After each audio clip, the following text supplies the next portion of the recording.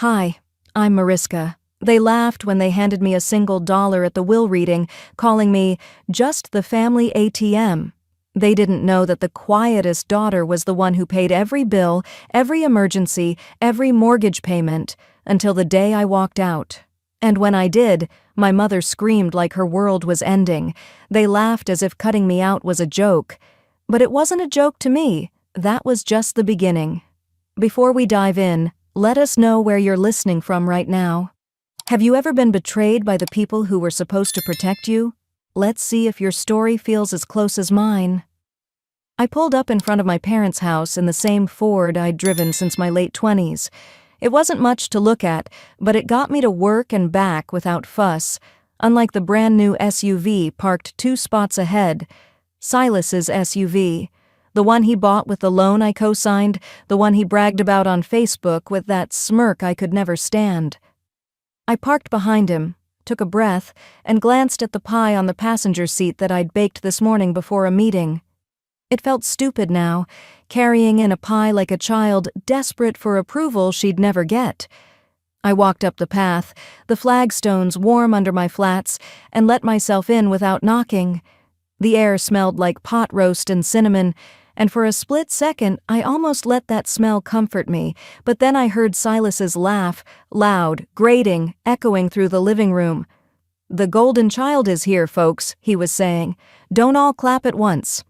Everyone laughed except me, and I kept my eyes down as I stepped inside. Mom was bustling around, cheeks flushed, hair pinned back too tight, the way she always did when she wanted everything to look perfect. She gave me that polite smile, the one that didn't reach her eyes, and patted my arm before taking the pie without looking at it. "Oh, Mariska, good, you made it," she said, but her gaze was already shifting toward Silas as he swept up his youngest in a loud, showy spin that made the kid shriek with laughter. "Look at Daddy go!" Mom cheered, ignoring the fact that I was standing there holding my purse, waiting for someone to notice I'd arrived. I set my purse down near the coat rack, shrugged off the slight that was already gnawing at me, and walked to the dining room to check the seating. That's when I saw it. My name card at the end of the table, right by the swinging kitchen door that hit your chair every time someone went through, next to the window that never quite closed. A draft snuck through, making the card flutter, and I swallowed down the sting that crept up my throat. Silas's name card, of course, was right next to Mom's, at the head of the table, in that cushioned seat that used to be Dad's before his back went out.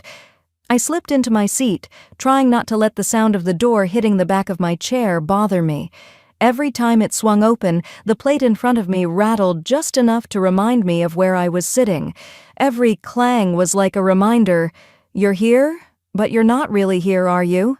Dinner started with the usual prayer, Silas's kids giggling, Silas himself tossing in a loud "Amen" that made the whole table chuckle. Mom beamed at him like he was the Pope himself. Then came the moment that always made my stomach twist, the round of praise. Mom's voice went soft, affectionate, as she talked about Silas, about how he was always there for the family, about how grateful she was for everything he did, how he made them all so proud. I didn't even lift my eyes from my plate. If I did, I'd have to see Silas's smirk, that self-satisfied nod he'd give me like we were sharing some inside joke, as if he knew exactly where I stood in this family. They laughed about some memory I wasn't part of, about Silas fixing something that I'd paid to have replaced, about how responsible he was. The kitchen I'd funded with my bonuses, the utilities I quietly covered when Mom's checks started bouncing, the SUV I'd helped him get when his credit tanked, none of that was mentioned. They didn't have to. They all knew, but it wasn't worth talking about, not when it was me doing it. I saw the new microwave blinking from across the kitchen, the one Mom had bragged about to the neighbors as a gift from Silas. I felt my jaw tighten, a gift paid for with my money, but what did it matter? To them, I was a ghost at this table, an ATM that didn't complain or ask for interest. I laid my fork down carefully, the scrape on the plate louder than I intended, when Mom started in on Silas about future family plans. Her voice was bright, hopeful, asking about another baby, about promotions, about vacations. Silas chuckled, giving that false modesty shrug, while everyone leaned in to hear about his latest success. I felt something shift in me, a small rebellion in the way I pressed my palms against my lap, forcing myself not to reach for the fork again. My eyes hardened, but I said nothing. Silence was my armor, and I chose to keep it on. As the laughter rolled around me, I found myself staring at the pie I'd brought, untouched on the counter. It felt like a joke now, like every gathering felt, a performance of family where I played the role of the invisible contributor. I thought about every other dinner like this one, about how I would drive home afterward in silence, gripping the wheel while my mind replayed every dismissal, every polite nod that erased me from the picture they all painted together. My phone buzzed on the table, the vibration rattling against the wood, breaking me out of the trance of fake smiles and half-truths. I glanced down, expecting another work email I could bury myself in, but the preview of the message made my chest tighten, the last bit of warmth draining out of me as the laughter around me grew louder. The phone screen lit up, and the laughter around me faded into a distant, tinny echo as I read the notification. It was from my bank app, reminding me about the payment that had just gone out for the mortgage on my parents' house. Again. I stared at the words, my thumb hovering over the screen, hearing Silas's voice crack another joke that made the others howl. My chest tightened, but I kept my face still, letting the screen dim in my palm as I slipped the phone back into my purse. Mom's voice cut through the chatter. She tapped her glass, the clear chime demanding attention, and the room quieted except for a distant TV in the other room. She stood, patting her hair as she always did before she made a speech, a pleased smile playing on her lips. "Your father and I wanted to share something important tonight," she said, glancing at Dad, who nodded from his chair, one hand resting on his belly, the other gripping his beer. Silas leaned back, his arm draped across the back of the chair, that smug look on his face as if he already knew this was going to be about him. Mom's eyes swept over the table, skipping over me so smoothly I nearly felt the breeze of it. "We've updated our will," she continued, her voice warm, "to ensure the family is secure for the future." A flicker of unease crawled up my spine, but I kept my hands folded in my lap, focusing on the condensation dripping down my glass of water, the tiny circles it left on the tablecloth.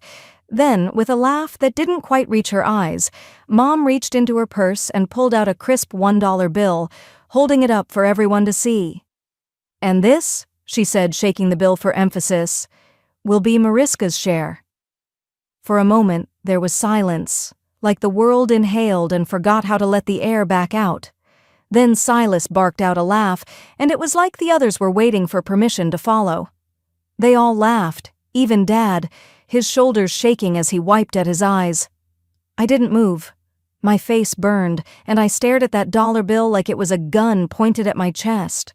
My tongue felt thick, words rising but sticking, heavy and useless. I glanced at Silas, who winked at me, tipping his glass in a mocking salute, his grin wide, teeth bright under the dining room light. "That's all you get, Mariska," Dad finally said, chuckling, his voice carrying the finality of a judge passing sentence. "You were just the ATM anyway, always working, always paying. Now it's Silas's turn to carry the family forward." Mom nodded beside him, satisfied, as if they had settled something fair, as if this was the natural way of things. Silas leaned forward, elbows on the table. "Come on, sis, you know you love taking care of everyone. It's what you're good at." My nails dug into my palms under the table as I fought to keep my expression calm, to stop the tears threatening to break free. Every bill I'd paid flashed before my eyes, every late-night call for help with a broken car, every emergency covered, every grocery run when the fridge was empty, every time Mom needed a little help with the heating bill. My mind was a reel of receipts, none of which mattered here. The laughter rolled on around me as if I weren't there, as if I were truly invisible, a ghost with a wallet. I let out a slow breath, blinking back the blur, focusing on the wood grain of the table to steady myself. Without a word, I lifted my napkin from my lap and set it carefully on my empty plate, the small act feeling heavier than it should have. I stood, the chair scraping softly against the floor, But no one stopped me. No one even looked up, too busy praising Silas and themselves for how clever they were. Step by step, I made my way to the entryway, slipping on my jacket with deliberate calm. I didn't slam the door behind me. I didn't owe them that satisfaction. The cool evening air hit my face as I stepped onto the porch, the laughter still echoing through the walls, muffled now, like a party I was never invited to. I walked to my car, the gravel crunching underfoot, each step solid, grounding me in the reality that I was done. Done pretending this family would ever see me, done being the safety net they'd strip for parts, done letting them define what I was worth. I settled into the driver's seat, the door closing with a quiet thud that felt like the ceiling of a vault. The car smelled like the pie I'd baked, now cold and forgotten in the back seat. I gripped the steering wheel, feeling the tension in my shoulders, the ache in my chest as I let out a breath I hadn't realized I was holding. I pulled out of the driveway, headlights illuminating the narrow road ahead, the house shrinking in the rearview mirror with every passing second. The $1 bill was in my hand, creased from where I'd clenched it, and I stared at it during the red lights, letting its weight remind me of what they thought I was worth. By the time I turned onto my street, the quiet of the car had become a companion, the silence letting me process every laugh, every dismissive smile, every word that had carved itself into me like a brand.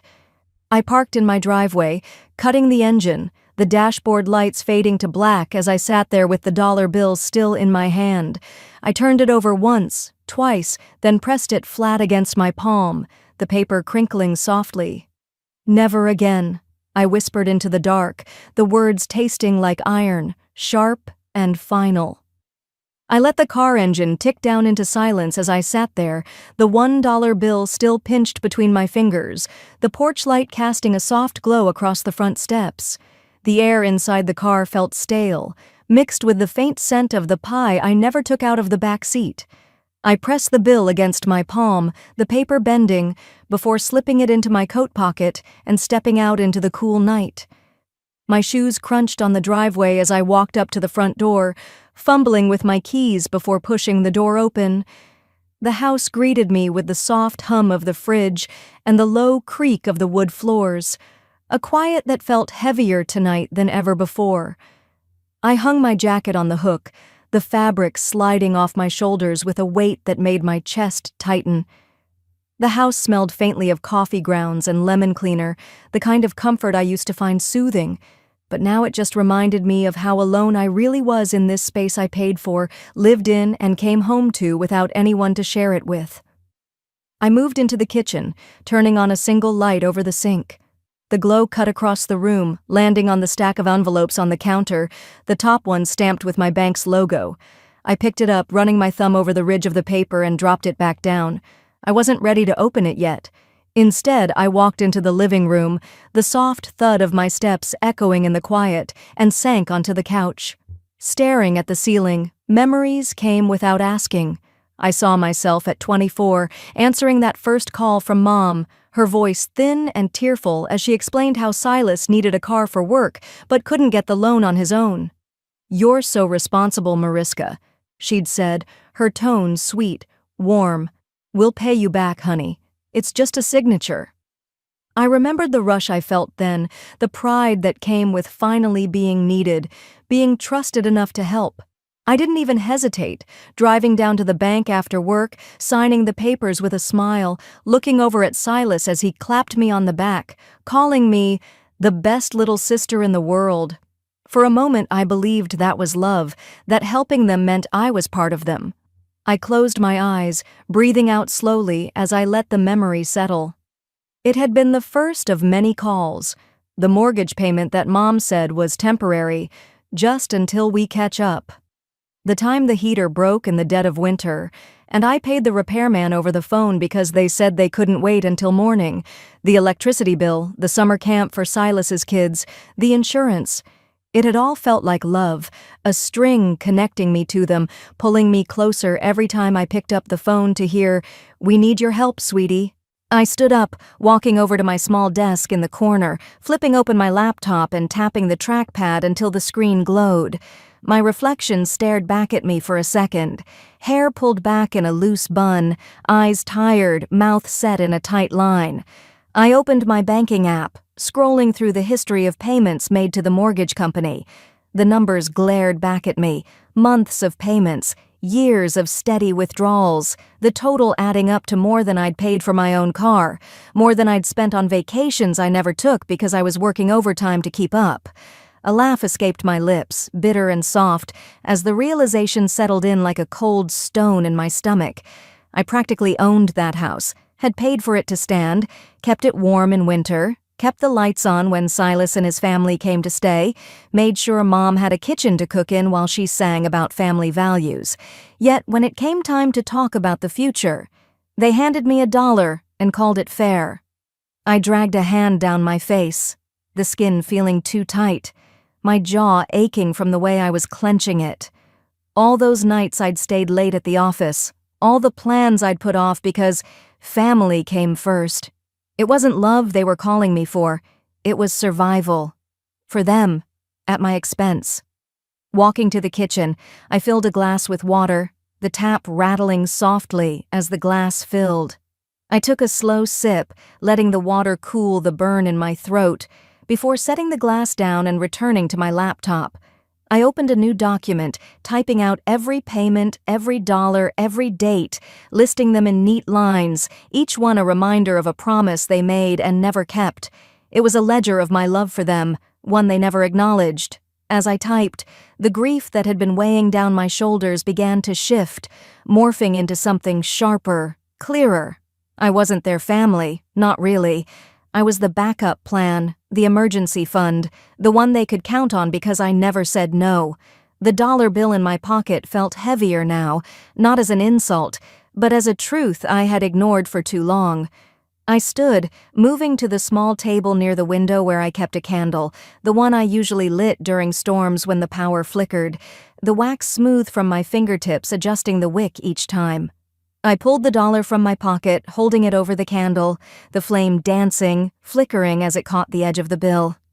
"This is all you get from me," I whispered, my voice steady, my hand not shaking as the paper curled and blackened, the flame consuming the green ink and crisp edges until nothing but ash floated down onto the table.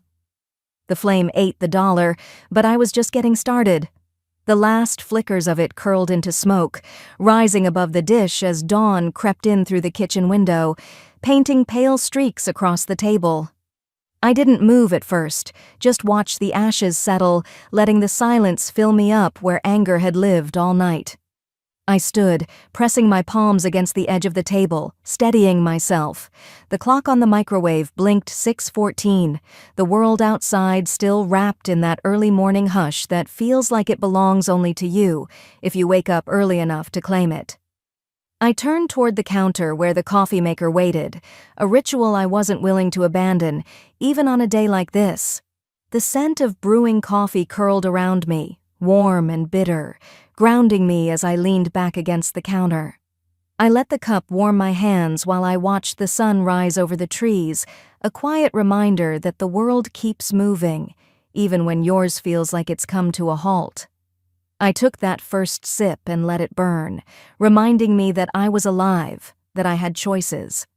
For years, my phone would ring before the sun came up, Mom's voice panicked, Dad's voice tired, Silas's voice hurried and dismissive, each of them demanding a piece of me under the guise of family emergencies. It was never really about emergencies, though, just their convenience. Today, there would be no calls from me, no payments sent, no pieces of myself handed over to people who only saw me as a safety net they were entitled to. Today, I was reclaiming the quiet. I finished my coffee and set the cup in the sink, rinsing it out as I moved to the small desk by the window. The light had grown stronger, flooding the room in soft gold, but it didn't warm the cold resolve growing in my chest. I opened my laptop, fingers hovering over the keyboard before I clicked through the list I'd made last night. Account numbers, payment schedules, passwords I'd memorized through repetition, not love. The first call I made was to the internet service provider tied to their address. I gave my information calmly, told them I was terminating the service, ignored the rep's well-trained attempts to keep me as a customer, and ended the call with a polite "thank you" that tasted different in my mouth. It was the first brick I lifted from my shoulders. The second call went to the smart home service, the one I'd set up for Mom after she insisted she was too old to remember to lock the doors at night, the one Silas bragged about to his friends as if he'd paid for it himself. Cancelled. The utility bills came next, the electricity and water I'd kept running so they could live comfortably while I pulled overtime to make sure the payments cleared. Each click, each confirmation email felt like exhaling after holding my breath for years. I moved efficiently, opening tabs, dialing numbers, and canceling payments one after another. I had been the silent lifeline for so long that the sound of these ties snapping felt louder than the calls that once rang through my nights. A photo frame on the shelf caught my eye, one I hadn't looked at closely in a while. It was of the kids, Silas's twins, their gap-toothed grins captured on a day I'd taken them to the zoo when Silas and his wife decided last minute they were too tired to go. They had hugged me tight that day, calling me the best Auntie Mariska, and I'd felt that familiar tug in my chest, the one that said all the sacrifices were worth it. I felt it now, that tug, but it was weaker, dulled by the memory of that dollar, by Dad's words. "You were just the ATM anyway."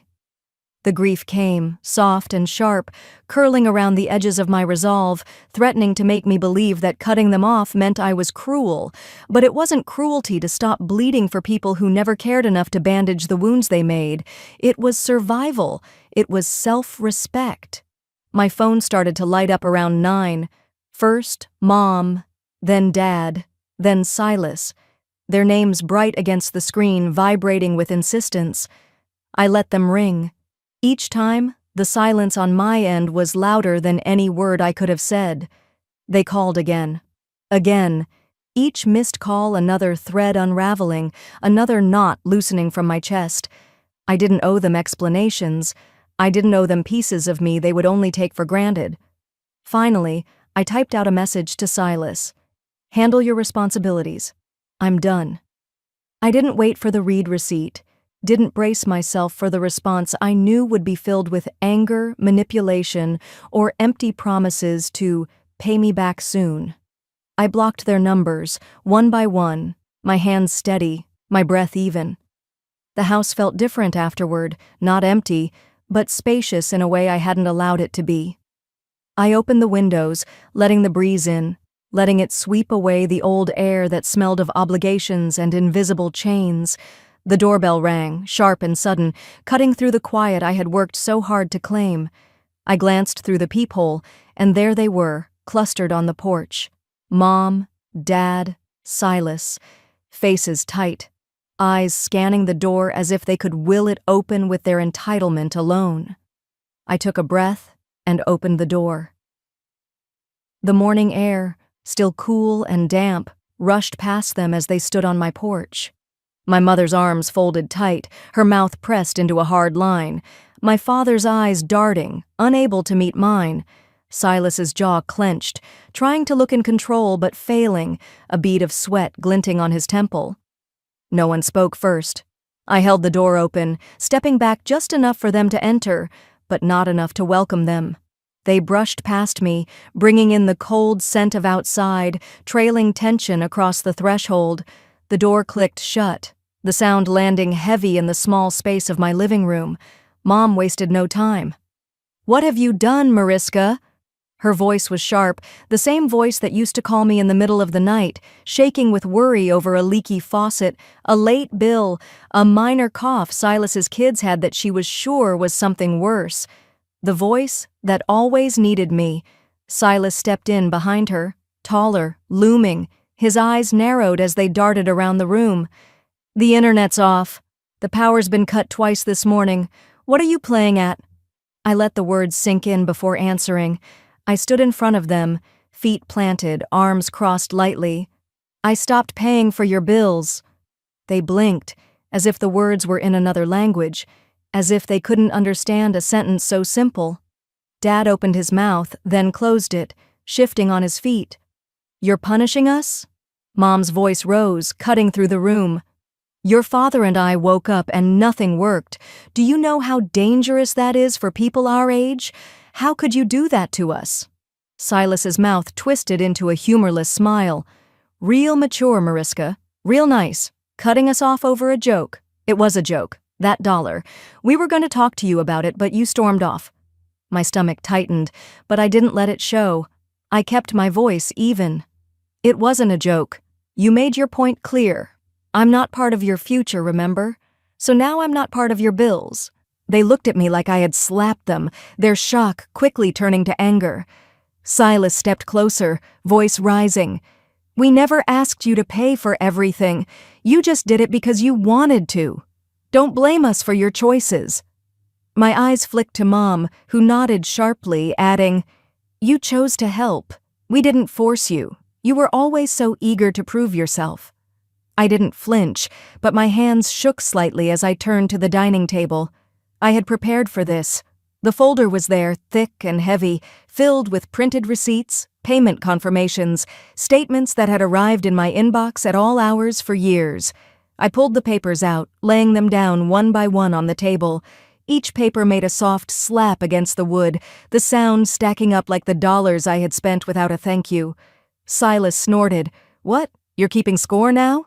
"Yes," I said simply, "because you made it clear that's all I ever was to you. A score. An ATM." My voice cracked. Just a hairline fracture, but I swallowed it down. "I paid for your car, Silas.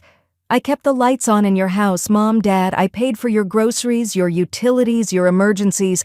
Not once did you say it wasn't my job. Not once did you tell me to stop." Mom's eyes shone with tears, but I saw the calculation behind them, the way she would use them to pull me back in. She stepped forward, reaching for my arm. "Sweetheart, you're taking this too far. We're family. Family helps each other." I stepped back, pulling my arm away, feeling the ghost of all the nights I sat at my kitchen table, paying bills I didn't owe while they laughed together over family dinners I was too busy to attend. "Family doesn't use each other." Dad finally spoke, his voice soft, tired. "Mariska, we're too old to start dealing with all this now. Can't you just let it be?" I shook my head. "No, I can't." Silas slammed his hand on the table, rattling the papers. "You're ruining everything over some petty grudge. Grow up, Mariska." That word, petty, landed like a slap. My eyes met his, and I let the silence stretch long enough for him to look away. I walked to the door, opened it wide, letting in a breeze that lifted the papers slightly. "You need to leave," I said, each word precise. "This is my home, my life. I won't let you drain me dry while you laugh behind my back." Mom's tears fell then, real or not, I couldn't tell. She stepped toward me, her voice trembling. "We're your parents." "And I'm your daughter," I replied quietly. "But you don't treat me like one." They didn't move at first, shifting, whispering to each other, trying to form one last argument to keep me in place. But I didn't waver. Silas walked past me first, glaring but saying nothing. Dad followed, head down. Mom paused, her hand brushing my arm again, her lips moving, but no words coming out before she turned and stepped into the sunlight. I stood there, holding the door open, watching them walk down the steps, back toward the car parked at the curb. They didn't look back. I closed the door, but the silence was louder than their shouting. It clung to the walls like a heavy fog, thick enough to feel on my skin. I walked back to the kitchen, poured myself another cup of coffee, and let the heat warm my palms as I leaned against the counter. The quiet was exactly what I had fought for, but it wasn't peaceful yet. It felt like a breath held too long, waiting to be released. 2 days passed before I stepped outside for more than a walk around the block. I needed groceries, and the small store down the street felt like the safest choice. The late spring sun was warm, but the breeze carried a chill as I stepped into the parking lot, pushing a cart toward the automatic doors that hummed open for me. The store was quiet for a weekday afternoon, a few neighbors I recognized browsing the produce section, others chatting softly near the deli counter. I moved past them, trying to keep my focus on my list, but I felt the glances before I saw them. A sideways look from Mrs. Carroll, who had lived 2 doors down since I was a teenager. A sharp whisper from the cashier to the bagger, eyes flicking in my direction. I heard my name, caught in fragments. Mariska, can you believe? Her parents left them like that, after all they did. The words pressed against me, cold and heavy, sticking to my back as I moved down the cereal aisle. I kept my face neutral, my eyes on the shelves, but each whispered judgment chipped at the resolve I had built. I turned down another aisle, hoping to escape, but the voices followed, soft but clear. Shameful. I don't know how she can show her face. I stopped in front of the coffee display, gripping the handle of the cart so tightly that my knuckles ached. I could hear my own breath, quick, shallow. For a moment I thought about leaving the cart, walking out, letting them think what they wanted. But I didn't. Instead, I took a slow breath and moved toward the checkout, placing my items on the conveyor belt with careful precision. The cashier, a young man with nervous eyes, avoided looking directly at me, scanning each item with exaggerated focus. The bagger glanced at me, then away, and the silence between us was louder than any accusation. As I stepped outside, balancing the bags in my arms, I heard footsteps behind me. I turned to see Mrs. Carroll, her lips pressed thin, her eyes sharp with false concern. "Mariska, honey," she said, her voice coated in something sweet but sharp. "I heard what's happening with your folks. It's just, well, I hope you're not leaving them in the lurch. People talk, you know." I felt the heat rise to my cheeks, but I kept my voice even. "Thank you for your concern," I said, stepping past her. Her mouth opened, but I didn't wait to hear what else she had to say. At home, I placed the bags on the counter, the silence swallowing me again. I tried to focus on unpacking, but my phone buzzed on the table, pulling my attention. It was a voicemail from Silas. I didn't want to listen, but I pressed play anyway, needing to hear the words I knew were coming. "Mariska," his voice came through, tight with anger. "You think you're proving something? You're just proving how selfish you really are. Mom and Dad are struggling, and you're sitting there in your house letting them suffer to make a point. You're abandoning them. Do you even care what you're doing to this family?" I sank into the chair, the groceries forgotten, the words sinking into my skin like ice. Abandoning them. The accusation wrapped around my chest, tightening with each word that replayed in my mind. Abandoning them. After every night I stayed up to wire money for a bill they forgot to pay. After every holiday I missed to pick up overtime so I could send a check when the water heater broke. After every time I swallowed my pride and let them call me in the middle of a workday, demanding help, expecting me to drop everything because they needed me. I closed my eyes, and the memories rushed back, unbidden. Birthday candles blown out alone in my apartment. Dinners gone cold because I had to answer their calls. A weekend getaway with a man I thought I could love, cut short because, "Mom needs you, Mariska." A tear slipped down my cheek, but I didn't wipe it away. Another followed, then another, until they came faster, hot against my skin, not from shame, but from something deeper, something that felt like a wound being cleaned out. "They made me choose them over me," I whispered to the empty room. And I did. Every time. I stood, moving to the sink, splashing cold water on my face, letting the tears mix with the water before I looked up at my reflection. My eyes were red, but there was something else there too, a steadiness I hadn't seen before. "I'm choosing me now," I said, louder this time, letting the words fill the room. The phone buzzed again, Silas's name flashing on the screen, then Mom, then Dad. I let them ring, each vibration against the counter a reminder of the freedom I was fighting to keep. When the ringing stopped, I grabbed my keys, stepping outside to breathe in the cool air, letting it clear my mind. I drove, nowhere in particular, letting the road stretch out in front of me as I passed familiar streets, houses with trimmed lawns, families walking their dogs. I let the town move past me, each block a reminder of the life I was reclaiming. By the time I pulled back into my driveway, the sun was low, the sky streaked with soft oranges and purples. I turned off the car, sitting in the quiet, feeling the calm settle back in, fragile but real. I stepped out, grabbing the mail from the box, flipping through bills and junk until I saw it, a cream-colored envelope with my name printed neatly on the front. It was thick, official-looking, the kind of envelope that held more than words. Standing in my hallway, the envelope in my hand, I knew the fight was far from over.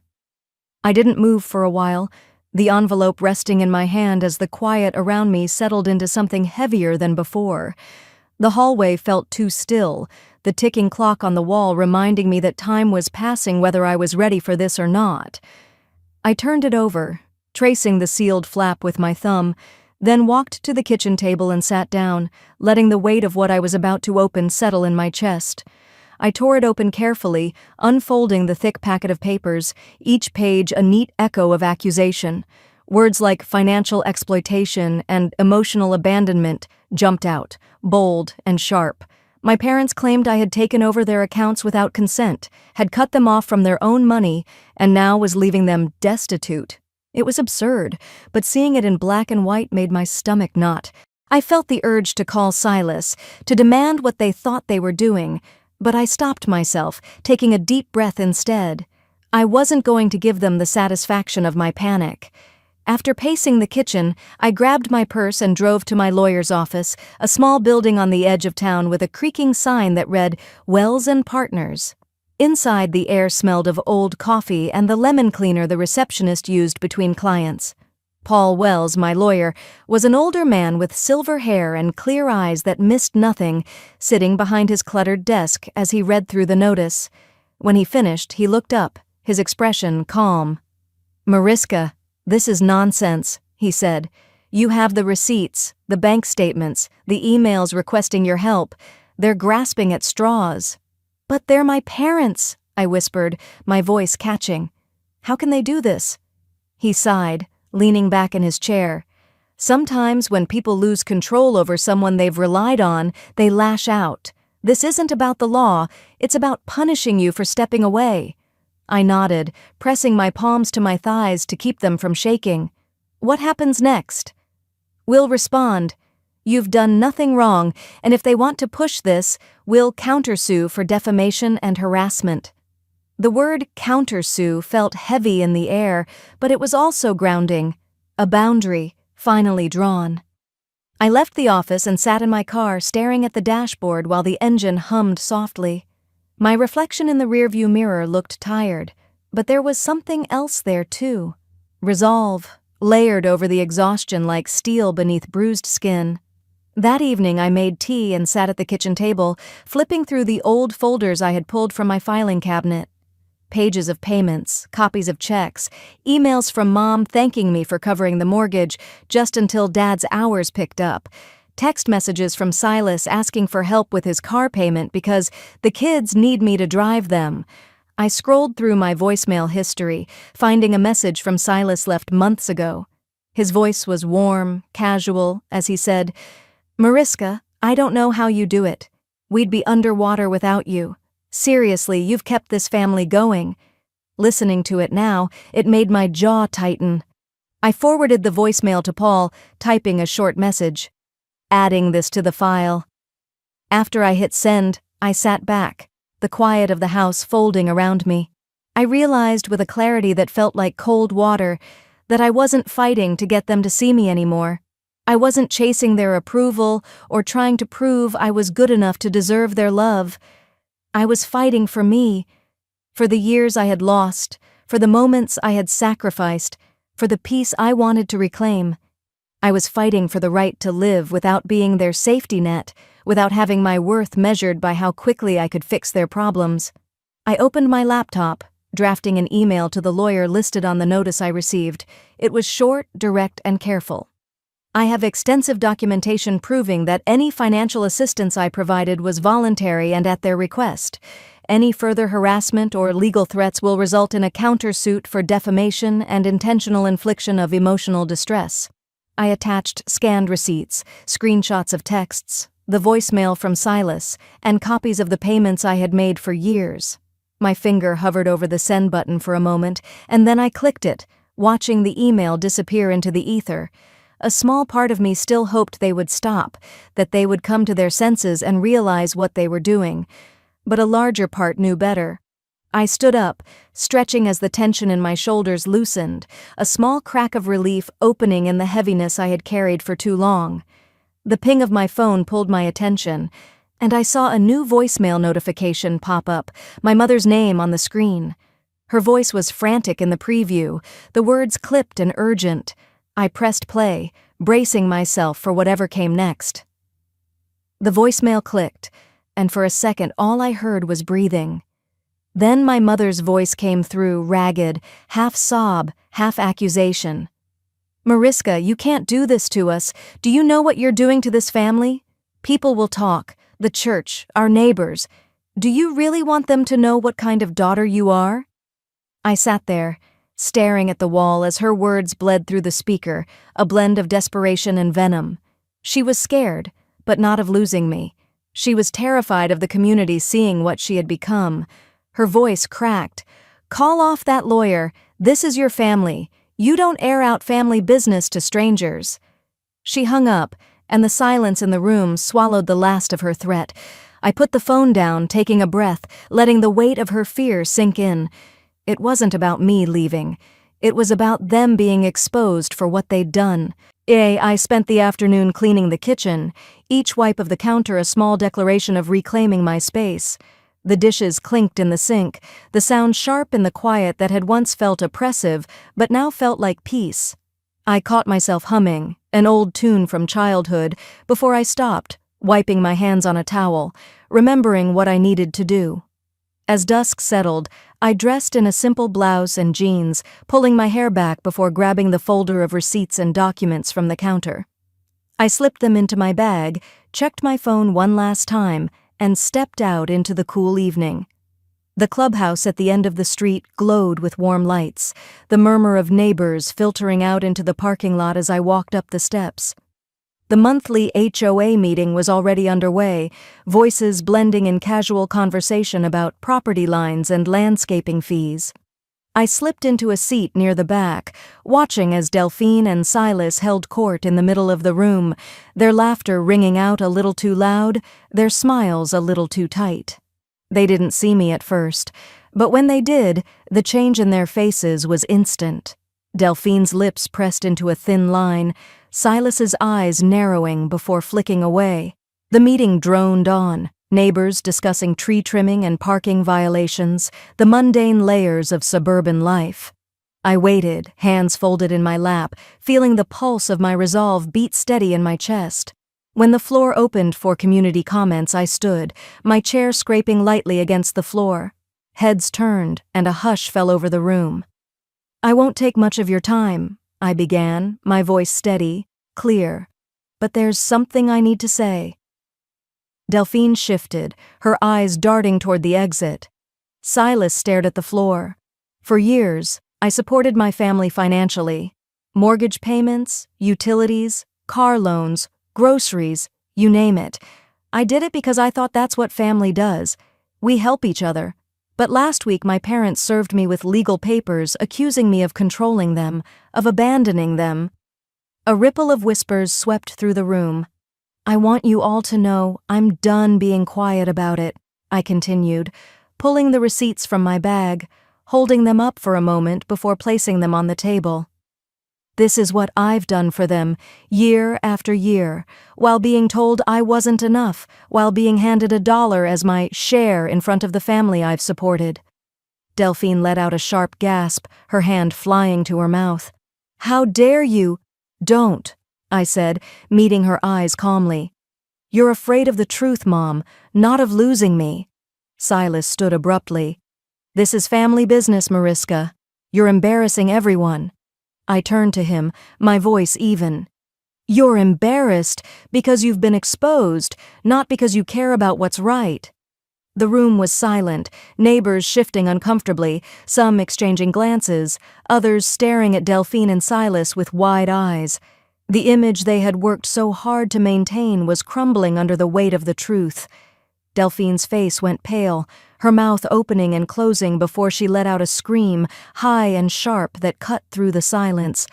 It was the sound of a woman realizing control had slipped from her hands, and nothing she could say would piece it back together.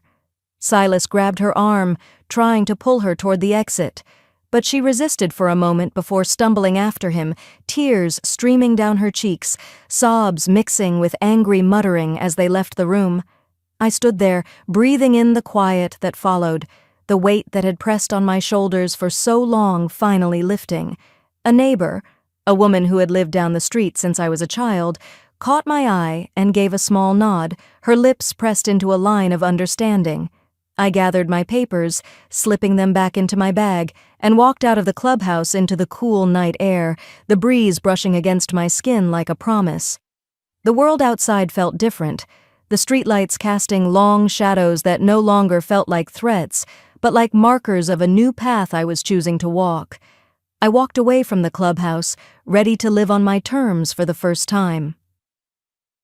I left the clubhouse that night under a sky stitched with stars, the air crisp and quiet around me. For the first time, I felt each step I took was my own, untethered, grounded in something I couldn't quite name but had yearned for my whole life. By the time I reached my front porch, the moon was hanging low, washing the neighborhood in a soft silver light, and I let out a breath I didn't know I'd been holding. That weekend morning, sunlight spilled through my bedroom curtains, warming my face as I opened my eyes. For a moment, I lay still, listening to the soft rustle of leaves outside and the distant chirping of birds. There was no phone ringing, no emails demanding attention, no tension waiting to greet me. Just the quiet, and my own steady breathing. I brewed coffee and sat at the kitchen table, the scent curling around me, grounding me in the present. My phone buzzed, and for the first time in weeks, it wasn't another demand. A neighbor had left a message, simple and short. "You were brave. If you need anything, let us know." Later, a knock on my door revealed a plate of homemade cookies, still warm, with a note that read, "Thank you for standing up for yourself. We see you." The ripple of what I had done was moving through the neighborhood, but instead of judgment, there was a quiet respect in the way people nodded when I passed them walking their dogs or getting mail. Later that day, I heard from a neighbor that Silas had lost his job, the weight of unpaid bills and overextended credit finally catching up with him. Rumors swirled that my parents were considering selling their house, the house I had paid off, just to cover the debts they had ignored while expecting me to pick up every piece they dropped. It wasn't satisfaction I felt hearing it, but a somber understanding that choices always came back around. The afternoon sun was beginning to dip when I heard a knock at my door. I opened it to see Delphine standing there, her hair unkempt, eyes puffy, hands twisting a tissue until it nearly fell apart. Behind her, the street was empty, as if holding its breath. "Mariska," she started, her voice cracking, I didn't know where else to go." I stepped back, letting her into the living room, but I didn't offer her a seat. She glanced around, taking in the space, her eyes lingering on the small ceramic dish on the table where the ashes of that burned dollar had long since blown away. But the memory of that moment remained, alive and clear. "We didn't mean for it to go this far," she said, wiping her eyes. "Your father and we made mistakes. I made mistakes." She looked at me, desperation leaking through every word. "Is there any way to fix this? To fix us?" I stood there, letting her words hang in the air. I searched her face, looking for something genuine, something real, but what I found was fear of losing control, fear of losing what they had taken for granted. I took a slow breath. "I wish you well, Mom," I said softly. "I truly do. But I can't go back to who I was before. I can't keep paying for everything while being treated like I don't exist." She shook her head, tears spilling over. "But we're family. Family is respect, Mom. Family is honesty, and that goes both ways." Her gaze fell to the ash dish again, and she swallowed, as if remembering the day she handed me that $1 and laughed, not realizing it was the moment she lost me for good. After a moment, she nodded, the smallest, saddest nod I'd ever seen, and turned to leave. I followed her to the door, opening it quietly, watching as she walked down the steps, pausing once to look back, her lips trembling before she turned away and kept going. I closed the door, but it wasn't with anger or bitterness. It was with peace, a soft acceptance that some relationships end not with a fight, but with a quiet choice to stop participating in your own erasure. That evening, I made tea and sat by the window, looking out at the neighborhood bathed in the golden glow of sunset. I let my mind drift over everything, the sacrifices, the betrayals, the moments I spent begging for acknowledgement that never came, and I realized I didn't need it anymore. I had given it to myself. I was free. Not because they let me go, but because I had let them go. As the sky darkened and the first stars blinked awake, I whispered softly, "I wonder, would you have walked away too,